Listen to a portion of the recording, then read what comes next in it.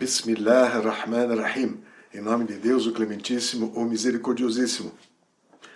Muito obrigado mais uma vez a você, querido amigo telespectador, querida amiga telespectadora, por estarem conosco em mais uma edição do programa As Chaves do Paraíso, um programa que procura estabelecer esse contato mais próximo, construir esta ponte de diálogo com a comunidade brasileira e falar sobre aquela que é a religião que mais cresce no mundo. Somos aí perto de 2 bilhões de seres humanos seguindo a religião islâmica, e é importante que você conheça não só os aspectos religiosos, não é, que é assim o tema principal, o interesse principal do nosso programa, mas também aspectos políticos, geopolíticos, econômicos e culturais que estão envolvidos, não é, nesta religião. E um desses aspectos importantes e que vai contra, não é, vai no sentido contrário daquilo que muito se diz sobre o islamismo, de que é uma religião que oprime a mulher, que é uma religião onde a mulher não tem direitos, que é uma religião em que a mulher não pode estudar, é uma religião que proíbe a mulher de dirigir os seus automóveis. O tema do programa de hoje vai exatamente contra tudo isso. Porque esta é uma grande falácia, esta é uma grande mentira que é disseminada, especialmente no Ocidente, eu diria até que por um simples fator, pelo fato da mulher se cobrir. Pelo fato da mulher muçulmana cobrir o seu corpo, muita gente imagina que este é um sinal de submissão dela. Pode até ser, mas de submissão a Deus, não de submissão aos homens. Esse é um aspecto cultural muito importante que varia de país para país. Nós recebemos visitantes da Mesquita de Curitiba e sempre se fala da tal burca. Então aqui mais uma vez a importância da função da mídia. Os veículos de comunicação disseminaram a imagem das mulheres vivendo no Afeganistão e usando um tipo de vestimento muito específico de um grupo pequeno étnico do Afeganistão, chamado burca, e isso acabou ficando como um símbolo da vestimenta islâmica de todas as mulheres muçulmanas, quando não é assim. Existe uma grande variedade, uma grande diversidade, e a mulher ela tem uma importância fundamental na religião islâmica. Basta falar, por exemplo, de que foi Fátima Zahra, alayhi salam, filha do profeta, a quem o profeta se dirigia como Abik, mãe do teu pai. Então, o profeta, com isso, ele elevava a condição da sua filha como se ela fosse a sua própria mãe, pelo cuidado, pelo esmero, pela atenção, pelo amor que Fátima nutria em relação ao seu pai. Mas Fátima, alayhi salam, que a paz esteja com ela, não foi a única grande mulher do islamismo. No programa de hoje, nós vamos falar sobre outra delas, e são muitas. Ao longo da nossa jornada no programa falaremos sobre outras personalidades femininas fundamentais na história do Islã. Mas no programa de hoje nós vamos dedicar, nesta nossa meia hora de conversa, nós vamos dedicar a Fátima Ma'asuma, Bibi Fátima Ma'asuma, que é uma personalidade muito simbólica e muito importante pelo apoio que deu ao seu irmão, o Imam Rida, alayhi salam, o 8º imam dos muçulmanos. E ela empreendeu uma jornada fantástica de luta política na sua época em favor do Islã. Para falar sobre Fátima Ma'asuma, alayhi salam, trouxemos mais uma vez ao nosso programa nosso líder religioso Sheikh Muhammad Rida. Assalamu alaikum, Sheikh. Seja bem-vindo, um grande prazer tê-lo conosco mais uma vez. Sempre uma alegria imensa estar ao lado do nosso apresentador e compartilhar esses momentos de fé e reflexão. Para nós é uma alegria muito vocês. Grande.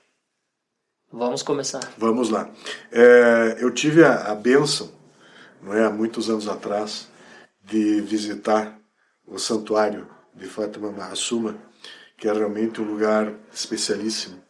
Sim. Nós sentimos no fundo da alma a espiritualidade, a religiosidade daquele lugar, o respeito e a devoção que as pessoas têm a essa figura feminina ímpar e muito importante. Sim. Ela sempre foi uma defensora das grandes causas do Islã e do seu irmão, que é o 8º imam, E ela empreendeu uma jornada que a tirou de sua cidade natal, né, Medina, Sim. e fez com que ela, imagine, hoje é uma viagem que não é fácil.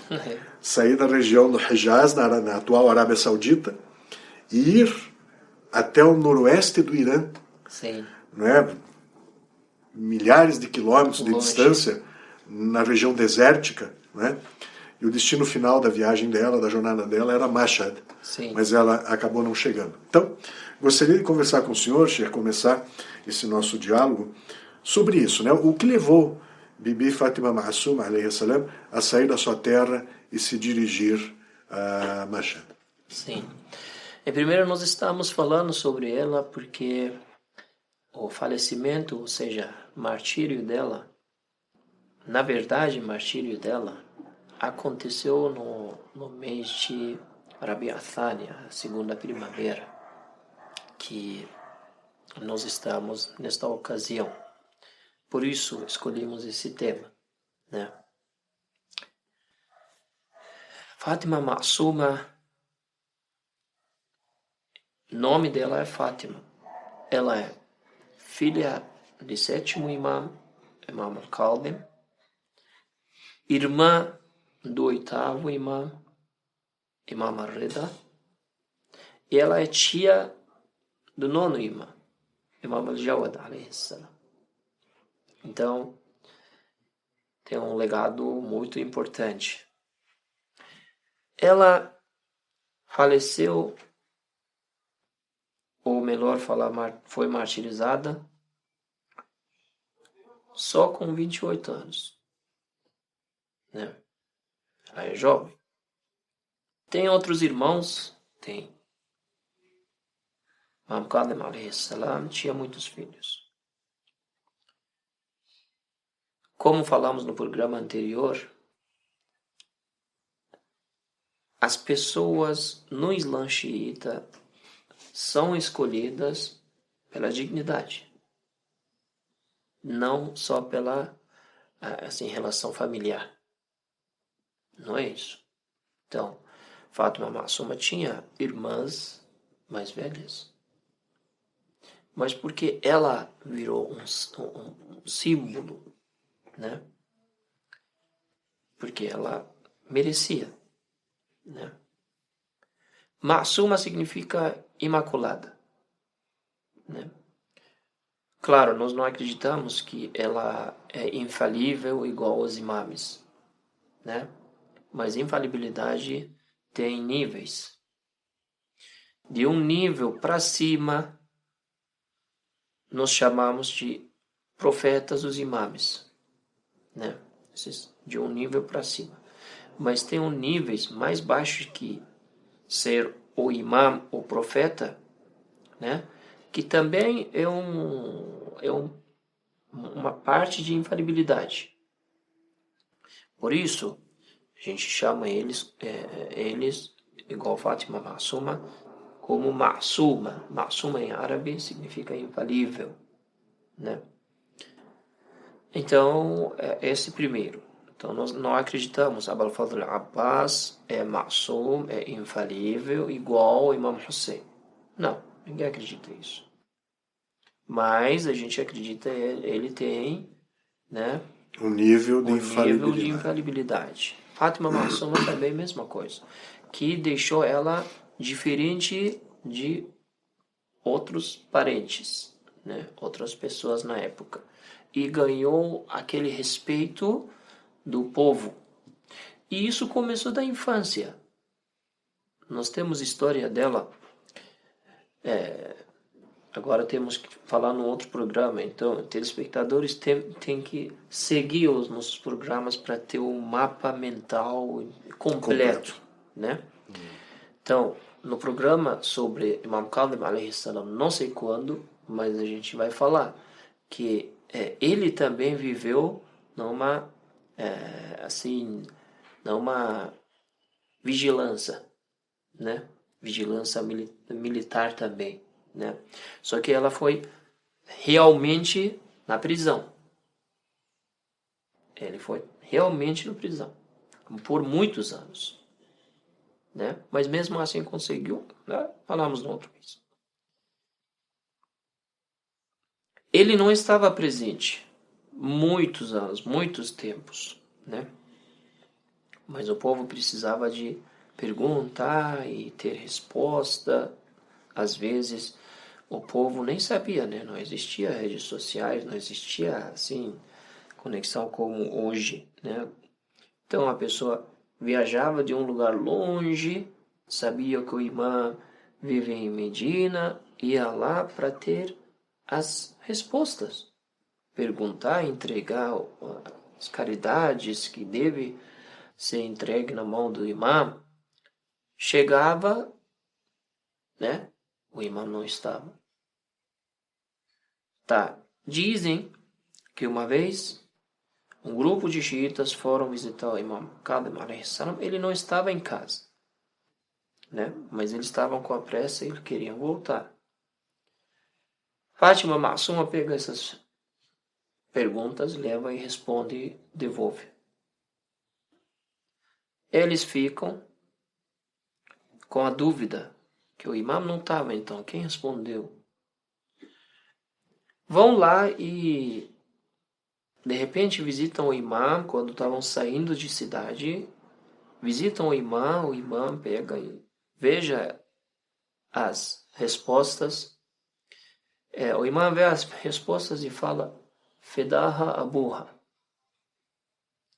Parecido do que do profeta falou para Fátima Zahra. Que o pai dela seja sacrifício por ela. Sacrificado por ela. Né? Então, entre xiitas, isso fica famoso. Que fomos lá, filha do imã respondeu as nossas perguntas perfeitamente. Então, a posição de conhecimento da Fátima Masuma vira famosa. Assim, pouco a pouco, ganha respeito, né? Daí, chega até tempo do Ma'mun, ameaça o Imam Ar-Rida e leva ele de Medina para a cidade que na época era conhecida como Marwa, hoje conhecemos como Mashhad, no nordeste do Irã, né? Então, Imam Ar-Rida alayhi salam escreve uma carta para Fátima Masum e chama ela. O que escreve exatamente? Hoje na história nós não temos essa carta e o texto dentro dessa carta. Só sabemos que o imã escreve uma carta para sua irmã e chama ela para Mashhad. Fátima Masuma começa a montar uma caravana e começa essa jornada de Medina, que hoje está na Arábia Saudita, né? Na época no Hijaz, para Irã e para uma viagem longe, como o senhor falou, né? Mas essa viagem não foi uma visita familiar só. Essa viagem, na verdade, foi política. Fátima Masuma, alayhi salam, é uma mulher conhecida, respeitada, cidade a cidade, narradora dos ahadis do profeta, né? Ela é famosa, um apelido dela é a Muhaddatha. Muhaddatha significa narradora dos ahadith. Nós temos ahadith. Ahadith é a forma plural de hadith, dito do profeta, dito dos Ahlul Bayt, que se chamam Fatimiyat. Fatimiyat significa todos os narradores desses hadiths se chamam Fátima. Então, Fátima, narra de Fátima, filha de Imam Sadiq, de Fátima, filha de Imam Baqir, de Fátima, filha de Imam Sajjad, até Fátima Zahra, filha do profeta. Por isso esses hadiths se chamam Fatimiyat. inclusive Hadith al-Ghadir, né? Que Fátima al-Ma'suma narra de Fatimiyat, de todas as Fátima.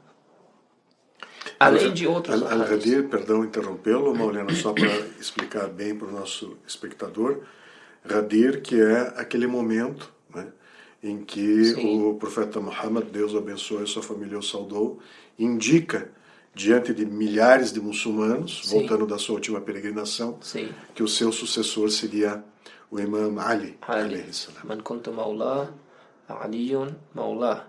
Quem eu fui e sou guardião dele, depois de mim, Ali é guardião dele. Perdão pelo parênteses. Não, bom comentário. Então, daí Fátima Ma'suma, então, cada cidade parava, chamava especialmente as mulheres e narrava os ahadis. Não foi? E avisava o que aconteceu, porque Ma'mun levou Imam al-Rida de Medina para contar a história. Porque o povo não sabia, achava que o Imam al-Rida aceitou ser sucessor de Ma'mun por própria vontade, né? Então, Fátima al-Ma'suma, na verdade, fez exatamente o que Zainab al-Kubra fez para Imam Hussein a.s. Quem assistiu nosso programa sabe, já explicamos bastante sobre Zainab al-Kubra, irmã do Imam Hussein a.s. Então, às vezes, entre nós xiitas, seguidores da Ahlul Bayt, nos chamamos a segunda Zainab. Chamamos Fátima al-Ma'suma a segunda Zainab, porque fez a mesma missão que Zainab al-Kubra. Foi cidade a cidade avisando, informando o povo o que aconteceu contra Imam al-Rida. Que o seu irmão tinha sido encarcerado pelo Ma'mun. Isso. Daí ela vem, vou dar um sinal para todo mundo saber por que estamos falando. Foi uma viagem mais política do que familiar, né? Então, ela começou a viagem, chegou até quase centro do Irã, né? Cidade por cidade, estava assim acompanhada pelo exército, um grupo de exército da Abássida na época, Ma'mun, né? Mas quando chegou até cidade Sava, se chama Sava no Irã, 60 quilômetros longe da cidade de Qom, onde Fátima al-Ma'suma enterra agora, né? 60 quilômetros, estava passando. Essa região era famosa por milhares de anos, né? Que foi xiita, que xiitas vão ser aqui, né? Seguidores dos Ahlul Bayt.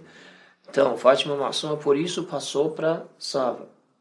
Mas no Sava, o exército de Ma'mun enfrentou com a caravana de Fátima al-Ma'suma e mataram tios, sobrinhos, irmãs, irmãos de Fátima al-Ma'suma.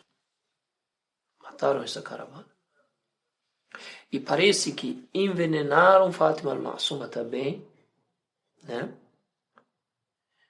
Quando Fátima Ma'suma, na verdade, uma mulher jovem, de 28 anos, viu tudo isso, esse sofrimento, e perdeu os irmãos, irmãs, familiares. Na caravana, falou, eu ouvi dos meus pais que os nossos xiitas são em Qom. Me levem para Qom. E levam para Qom e ela fica 19 dias, né, em Qom, bem cuidada para o povo, até um dia histórico na cidade de Qom, que é uma cidade super religiosa no Irã, que é o maior seminário islâmico também, né, é um dos resultados do santuário do Sayyida Ma'suma em Qom, né? E quando ela entrou, né, E o povo percebeu que Fátima Masuma quer entrar em Qom, né? Quer ser hospedada em Qom. Foram receber ela e foi um dia histórico que até hoje, né, é um dia que o povo É celebrado. comemora, celebra esse dia. Só que logo depois de pouco tempo chega o dia né, do martírio, né? do martírio dela, né? Então ela ficou, mas era doente, daí foi martirizado em Qom e foi enterro em Qom. Tem uma história longa, né? Que como foi enterro e só uma explicação breve que como ela é uma mulher respeitada ainda da família do profeta, então precisavam uma da família do profeta enterrar ela, né? Ou de um jeito bem respeitoso, finalmente enterraram ela em Qom e hoje nós estamos vendo um santuário enorme em Qom em respeito dela e estamos vendo grandes sábios desculpem, grandes sábios da religião, grandes Maharaj, né, que são assim referência de muitos seguidores do Ahlul Bayt, quando entram no santuário de Sayyida Masuma, né, sentam no chão e mostram maior respeito, né, pela Fátima al-Masuma, que a paz esteja com ela. E isso mostra o lugar, né, da mulher no Islã. Muitas pessoas, como o senhor indicou, acham que a mulher não tem respeito no Islã. Só o santuário da Sayyida Masuma já mostra que essa é uma fala sem raiz. Claro que a mulher tem respeito no Islã e Fátima Masuma ainda uma mulher jovem, né, mas tem um grande respeito que todos os xiitas respeitam ela, né, e visitam o santuário dela, e só por causa do santuário dela, do túmulo dela na cidade de Qom, nós temos o maior seminário islâmico xiita na terra, na cidade de Qom, né? Isso já mostra quanto que essa presença é importante. Eu tive, como comentei no início do programa, a bênção de visitar o santuário de Fátima Masuma, alayhi salam, e é impressionante o desenvolvimento da cidade de Qom, porque todo ele aconteceu em torno desse santuário, né? Sim.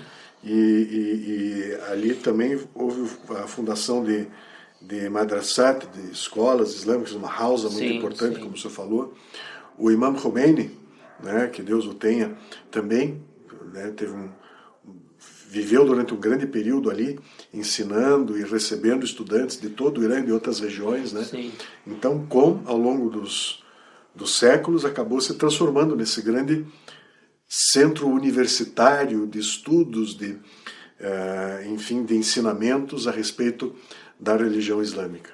E também protestos políticos, né? Uhum. Inclusive, a Revolução Islâmica do Irã começou de Qom, né? A primeira palestra que Imam Khomeini fez, na verdade, fez na Hausa, o seminário islâmico, né? E chamou a atenção dos sábios, falou do perigo que o Islã está passando na época, que querem o Islã desaparecer, e fez o povo chorar, e aquela palestra histórica que ele fez, né? Então podemos dizer todos são as bênçãos do santuário da Sayyida Masuma, a presença dela na cidade e o legado dela com a política, que nós não separamos a política com a religião, acreditamos na mesma coisa, né? Os que querem aproveitar da política sempre querem separar a religião e falar que é outra coisa, né? Querem aproveitar e roubar o povo, mas no Islã xiita não é assim, nunca era assim, e nossos imãs sempre neste caminho foram martirizados, e até Salvador, que todo mundo com qualquer crença, qualquer religião acredita, né? Não vamos assim especificar que quem é, mas Todo mundo acredita em um Salvador. Tá bom, Salvador vindo vai fazer o quê? Vai fazer um milagre? Se for para fazer milagre, por que essa esperança? Deus podia mandar faz tempo, com um milagre, acabar com tudo político na terra e, né, acabar com todos os males, toda injustiça, toda opressão, né, amor? Não é. A vontade de Deus não é isso. Deus quer acontecer tudo, né, normal, né, natural. Então, Salvador, em qualquer Salvador você acredita, se chegar, vai ter que ainda lutar, né? Vai ter que precisar de muitos companheiros leais para ajudar ele. Isso que eu ia dizer, quer dizer, o Salvador não fará nada sozinho, né? Quando ele vier, ele vai precisar daqueles crentes, dos seguidores dos crentes no Deus único, verdadeiros, sinceros, para acompanhá-lo nessa batalha. Quer dizer, nada vai ser dado por Deus de maneira gratuita. E sempre nós vemos que as mulheres têm um papel muito importante, né? Na época, todas as épocas, na verdade, e junto com os imames. Qualquer o imam que você acompanhar a vida, tem uma mulher ao lado. Perfeito. Tem uma mulher ao lado. E no Salvador também nós temos muitas mulheres vão ajudar ele, né? E assim como hoje podem ajudar educando os filhos, preparando os filhos, né, no caminho do imam, no caminho do bem, na verdade. Agora, acontecer na nossa época, alhamdulillah, nós vamos ajudar. Não acontecer, a gente fez o que é nossa missão, o nosso dever. E quem sabe, né, que o imam seja satisfeito com nós, Deus seja satisfeito com nós. Então, isso tudo que nós aprendemos da Sayyida Masuma. Sayyida Masuma. Essa paciência, resiliência no caminho de Deus que ela fez, né? Deixou a vida, foi lá, uma viagem longa, fez, não conseguiu terminar essa viagem, foi martirizado no meio, mas Deus abençoou ela até martírio dela. Olha, na aparência, exército do califa da época acabou com Fátima Masuma em caravana e tudo, né? Na aparência. Mas uma pergunta simples. Cadê Ma'mun? Quem sabe onde é enterro? E nós podemos dizer que Fátima Masuma está lá 2025, né? Estamos no ano de 2025, no calendário gregoriano, calendário ocidental, e Fátima está lá viva. Exatamente. Ela não está sepultada, enterrada, morta, ela está viva, Isso. Inspirando os muçulmanos do mundo inteiro. Obrigado mais uma vez, Maulena, pela sua presença. Agradecemos também, né, por você estar conosco aí. E não deixe de fazer o seu comentário, a sua sugestão e também a sua crítica, né, acompanhando aí e utilizando as nossas redes sociais. Wassalamu alaikum, que a paz esteja convosco.